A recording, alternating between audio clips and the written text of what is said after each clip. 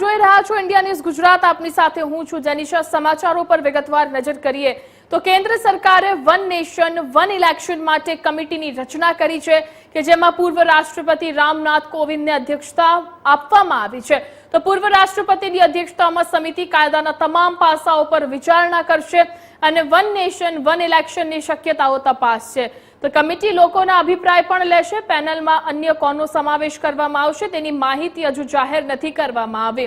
તો સભ્યો અંગેનું જાહેરનામું પછીથી બહાર પાડવામાં આવશે। વન નેશન વન ઇલેક્શનનો વિચાર એટલે કે દેશમાં લોકસભાને રાજ્યોની વિધાનસભાઓની એક સાથે ચૂંટણી કરવામાં આવશે। તો કેન્દ્ર સરકારે 18 થી 22 સપ્ટેમ્બર સંસદનું વિશેષ સત્ર બોલાવ્યું છે।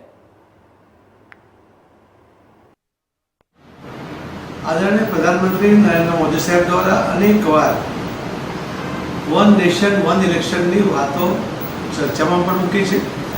एना फायदा अने आ नहीं होवाने कारणे क्या फायदा एनी पण विगतवार बात करी है। वन नेशन वन इलेक्शन नहीं होवाने कारणे आखा देश में सतत कोईक ने कोईक इलेक्शन चालतुं होय छे। एना कारणे अधिकारीओ सतत ए इलेक्शनना काममां बिजी होय छे।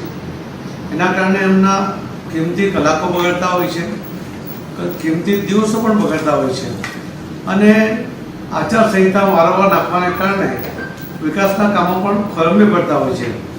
जे काम समयसर थवा जोईए, जेनो लाभ लोकोने मळे तेना पण लेट थतुं होय छे।